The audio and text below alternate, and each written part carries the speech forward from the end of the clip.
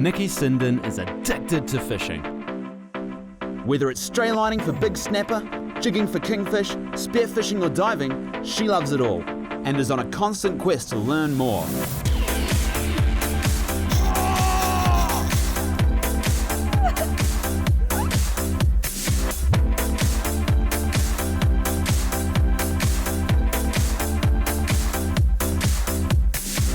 Join her each week as she road trips around the country, tracking down New Zealand's local fishing legends as they share their stories, tapping into their local knowledge and showcasing their tips, tricks and techniques.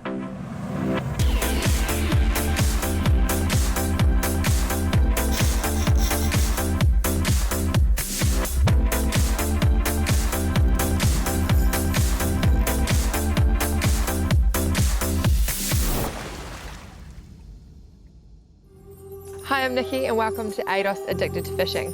For this week we're heading to the far north, to the Bay of Islands, a little town called Russell. We've tracked down a very special fishing legend this week and he's going to take us out to the deep blue sea to see what we can find. We headed to Russell, a 4-hour drive north of Auckland. Russell is situated in an area in the north of New Zealand called the Bay of Islands. Russell has a rich fishing heritage, made famous by the likes of writer and fishing legend Zane Grey, who fished these waters in the 1920s. Today, enthusiasts come from all over the world in pursuit of big game fish. We're here to try and catch a marlin, and we've enlisted the help of local fishing legend Jeff Stone. I just like the laid-back life in Russell and just taking life easy. I've never been one that's needed a lot of capital assets. That's why it's been easier to have 2 divorces and give the assets away. But you know, as long as I've got enough money in the bank to keep me fishing and a bit of security, it really doesn't matter. And here I am living in a beautiful, beautiful part of New Zealand. It's peaceful, it's safe, and I've got some of the world's best fishing right on my doorstep. Plenty of variety in the fishing I can do. I'm quite keen to take you out for a bit of a fish tomorrow. It'll be a lot of fun. I think what we ought to do is to go out and see if we can catch a marlin, and not one to ask people to do a lot of hard work. If it's a nice day, I'd like to see us have a crack at perhaps a harp hooker for something for tea tomorrow night. See if we can do it in 140. But of course we start the day off with a wonderful job of going out to catch some baits.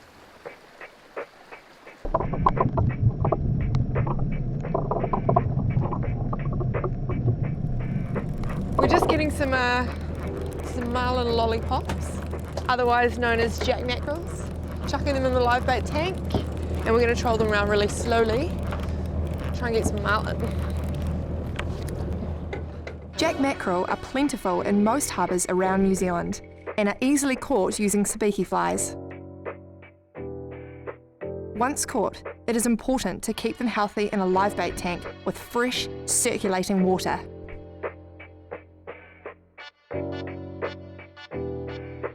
If we become notable, we're probably more notorious than notable for what's happened up here, and we've come to people's attention with the boat and what we've been doing, it's because of broadbill. I guess it really came to notice what we were doing when we caught the world record in 2002, 369 kilos. But it really took off about 2 or 3 years ago.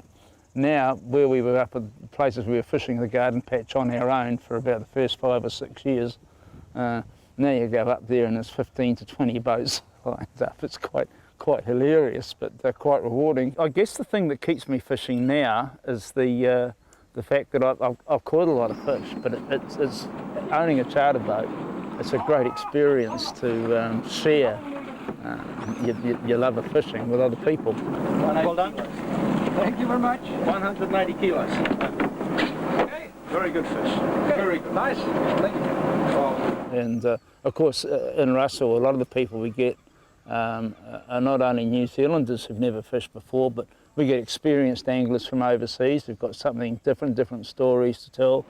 There's nothing like the astonishment on the face of an Englishman when he's caught a 74 centimetre kingfish and you take it off the hook and throw it back and tell them it's undersized. When marlin fishing, having a variety of bait options on board is important. We have jack mackerel, but now it's time to go and see what else we can get. We're heading out towards the mouth of the bay, and we're going to put a skippy tackle on. See if we can get a carwhite whale rock, and if not, we'll start our channel out towards the 100-metre line, get a skippy, chuck it in the tuna tube, and then we're ready to start baiting as soon as we see what we want.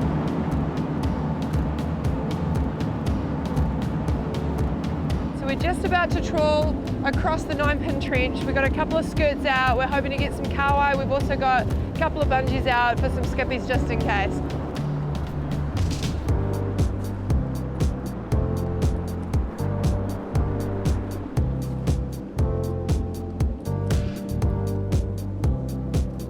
Oh, yeah. Just don't let a kingfish eat it while you're pulling it in.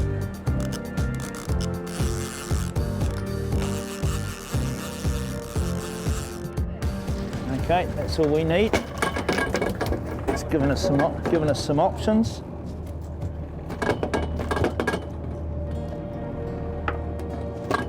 Straight in the tank. Coming up, we put out some liveys to see if we can entice a bite from the big one.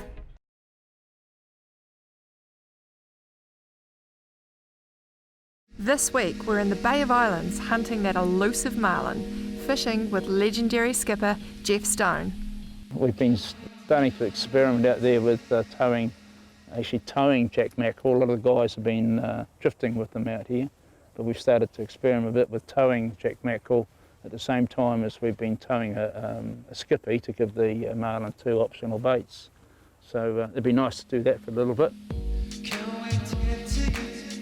Preserving the life of the live bait for as long as possible means a much better chance of getting that bite. By bridle rigging the bait, as Jeff is doing here, you cause minimal physical damage to the delicate fish and at the same time create a more hydrodynamic live bait that will swim better behind a trolling boat, keeping the bait alive for longer. Even though we have a jack mackerel out there rigged up and fishing for marlin, we still need a nice skipjack tuna to round out our bait selection. Okay, so we've got the hand line out. We just hooked up to a skippy. Oh, we've got 2. Just pulling them in. We're going to chuck them in the tuna tubes. Oh. So this was a really nice skippy, but we had a bit of an inquiry from the tax man. So we're going to chuck out some more bungees and get a few more, because I have a feeling that no marlin's going to want this one.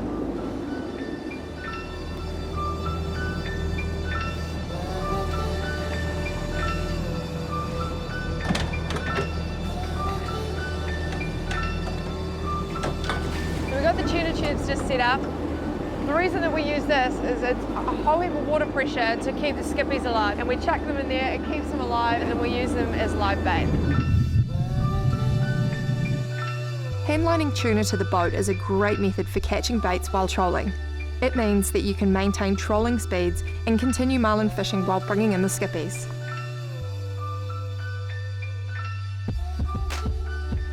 Like the jack mackerel, it is important to rig your tuna carefully.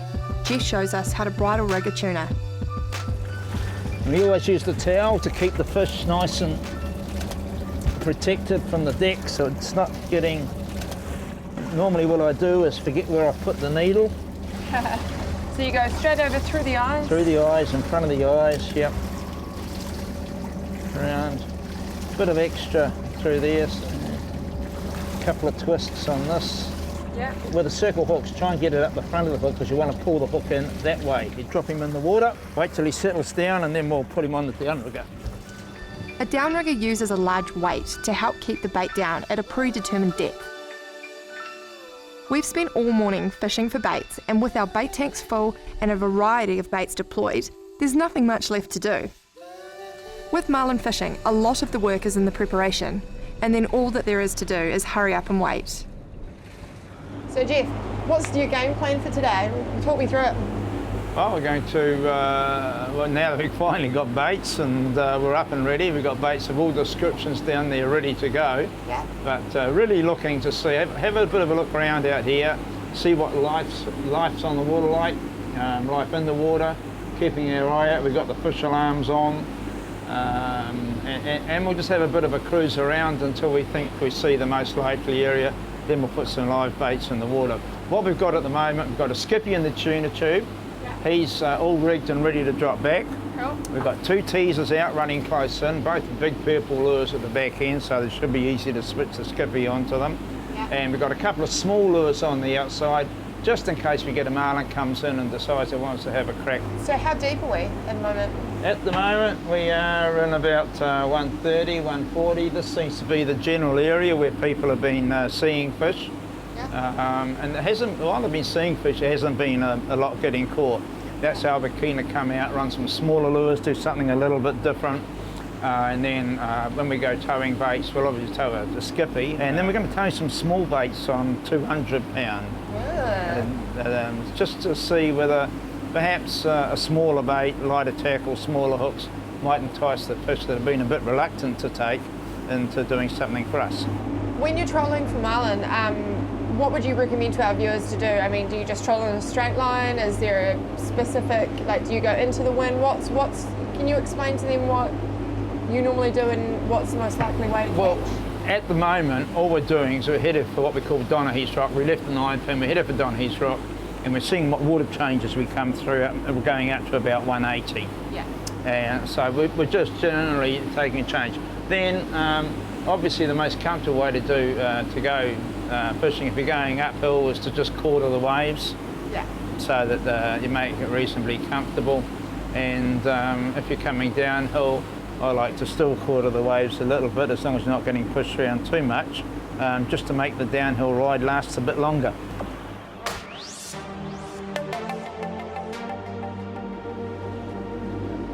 So this is a Tiagra 80Y. We've got it on a 37 kg rod. We've already got our skippy, which is in the tuna tubes, ready to be our switch bait. As soon as we see a marlin come up, we've got a few teasers out, so yeah, we're ready to roll. Tackle tips and tactics brought to you by Hunting and Fishing. Today I'd like to talk to you about Suffolk's wind-on leader. This is particularly useful if you're like me, fishing for marlin out of a stabbercraft or you're short-handed on a game boat. While your boatman's at the side of the boat dealing to your marlin, you can be simply winding onto your Tiagra, easy as. For all your fishing needs, head down to your local Hunting and Fishing store. Coming up, we hook into something. Could it be what we came here for? We're just backing up on it now. Hoping for a marlin. See you in a minute.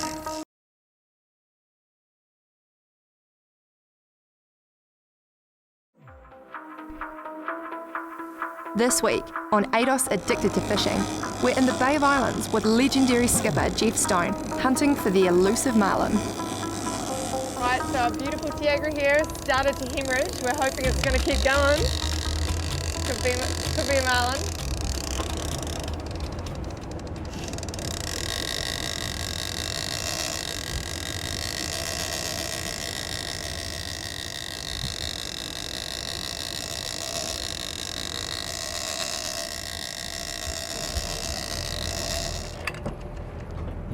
Okay, lean forward a bit. Lean forward so you're taking, no, yeah, just lean the boat down. Okay, just start whining.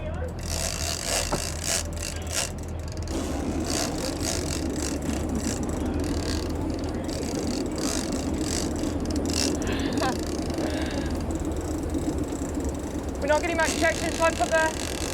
No, just making sure we're hooked up, that's all. I think it's a shark of some sort, or fair way back.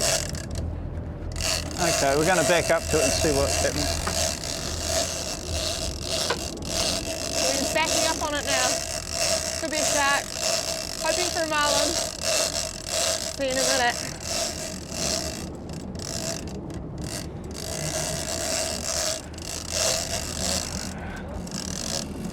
Yeah, no. Shark. Shark.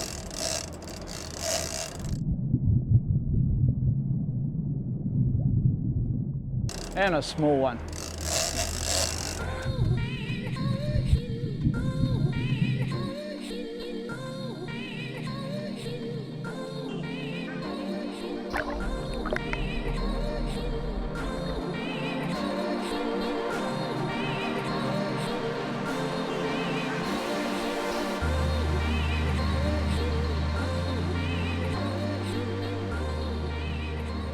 What sort of size do you reckon that mako was? Oh, it's about 60 kilos. 60. Yeah. Nice, nice.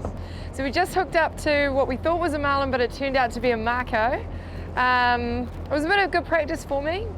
How do you think I went on the chair there? Oh, just perfect. Like a seasoned professional. Yeah, no, So- it didn't really do anything particularly dramatic itself. So I hope you noticed how I screamed and yelled and swore at everybody. Yeah, we're gonna have to beep all of that out. No, it doesn't pay to get too excited, because if you do that, you just confuse everybody anyway. Yeah, exactly. If somebody just does something wrong, you go, oh, bugger, Yeah, and that's it. exactly. But nobody did anything wrong. Paul had a nice tug of war on the chase with the fish, and then of course a shark with nylon leader. It's always going to get off, but you'll notice hopefully it's come out. The circle hook was right in the corner of the mouth, and the shark will work that fish, that hook out of there. So we caught marcos with up to 5 hooks, 5 long line hooks in their mouths. So one little piece of face jewellery won't affect it too much. For now, the marlin will remain elusive, but Jeff has something that he would like to show me. All I need to do is catch another one of those skipjack tuna. Cool, thanks. Just hooked up to Skippy. Just trying to get some more baits because we're continuing to go on our marlin mission. Just been trolling some little lures with little skirts with little hooks out the back. Just started up the tuna tubes. This is all feeling very fishy. All right, here it comes. It's darting around.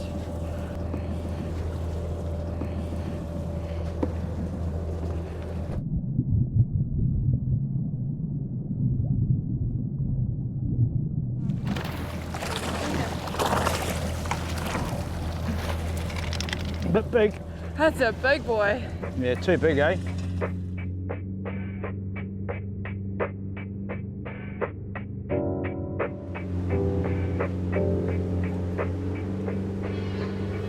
So what we've been doing recently, we've been making some sashimi out of skipjack.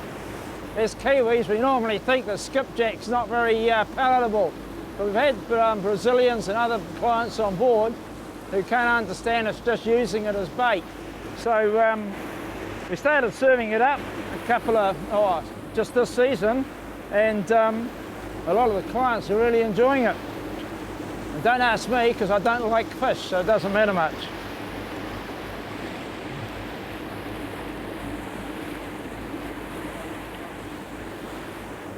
The big secret is we're going to take as much of the red meat out as possible. It's pretty wasteful, but it seems to work. So when we caught this skippy, we bled it straight away, get as much of the blood out as possible.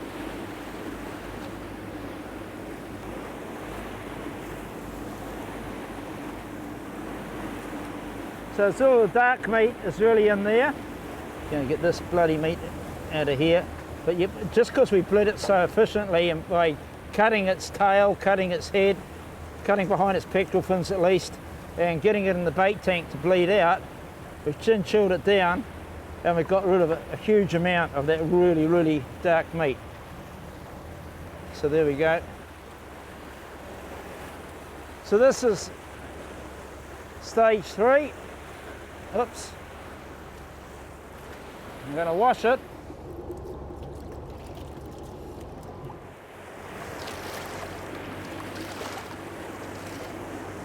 Then we're going to put that back in the freezer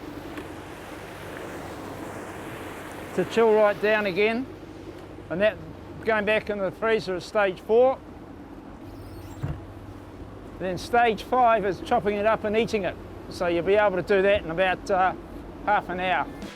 Skipjack tuna here in New Zealand is not considered as a prize table fish, but when prepared correctly, it is an amazing tasting fish that every fisherman should try.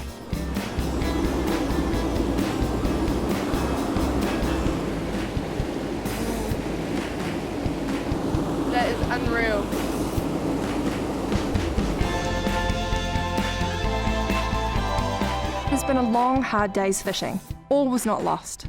I was able to tag and release my first Mako shark, and I got to spend some time in one of New Zealand's pristine fishing environments, the Bay of Islands, with a true fishing legend, Jeff Stone.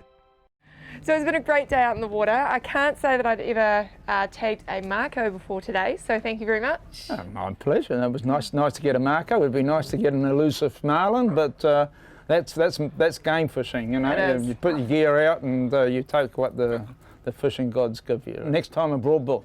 Yes, let's do that. I'm going to hold you to that. Okay. Great. We'll definitely be looking you up next time we come back to Russell. See you again next week on ADOS Addicted to Fishing.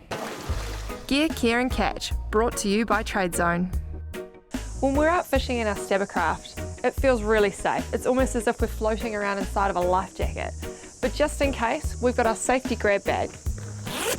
It floats, it's easy to access if an emergency does arise, and it's got everything that you need, like a handheld VHF, flares, everything. So we'll be wearing our Hutch Wilco life jackets, which have personal locator beacons attached to them. If anything happens, you can activate it and the authorities will be notified of your emergency. Gear, Care and Catch, brought to you by Trade Zone. ADOS Addicted to Fishing adventures in confidence in our Stabbycraft, powered by Mercury Marine, and we tow it around in our Photon Tunland. Hunting and fishing supply us with our Shimano tackle. We find the best fishing spots with our Furuno. We celebrate our catch with a wild buck. We keep up to date with Fishing News magazine, and it all sticks together thanks to ADOS. Want to come fishing with me in beautiful Niue? Visit diefishsnow.co.nz for details.